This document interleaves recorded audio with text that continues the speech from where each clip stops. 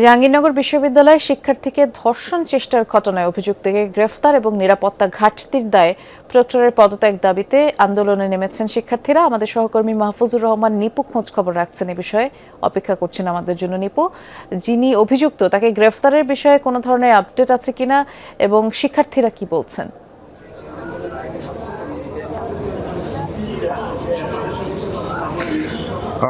না, এখন পর্যন্ত যিনি অভিযুক্ত তাকে গ্রেফতার করা হয়নি, যদিও পুলিশ এবং আইনশৃঙ্খলা রক্ষাকারী বাহিনীর পক্ষ থেকে বলা হচ্ছে তারা সর্বোচ্চ চেষ্টা করে যাচ্ছে এবং বিশ্ববিদ্যালয় প্রশাসনও কিন্তু বলছেন যে সরকারের উপরমহল থেকে এবং বিভিন্ন গোয়েন্দা সংস্থা এরই মধ্যে কাজ শুরু করছে, এমনটি কিন্তু জানিয়েছেন। তবে শিক্ষার্থীদের যে অভিযোগ সেটি হচ্ছে তারা বলছেন যে তারা যে ধরনের পদক্ষেপ বিশ্ববিদ্যালয়ে নেওয়ার কথা, নিরাপত্তা যে উদ্ধার করার কথা, সেটি কিন্তু এখনো তারা পায়নি।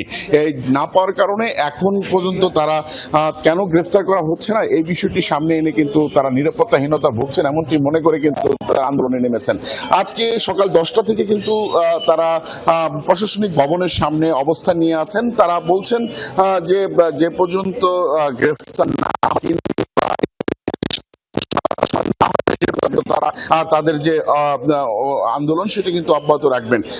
আমরা দেখতে পাচ্ছি যে প্রশাসনিক ভবনের যিনি প্রধান ফটক রয়েছে, আশেপাশে যে ফটকগুলো রয়েছে সবগুলো ফটকের সামনে কিন্তু আন্দোলনরত শিক্ষার্থীরা তারা অবস্থান করে বসে আছেন। কাউকে ভেতরে দিচ্ছেন না এবং ভেতর থেকে বাইরেও কাউকে বের হতে দিচ্ছেন না, এমনটি কিন্তু আমরা দেখছি। একের পর কিছুক্ষণ পর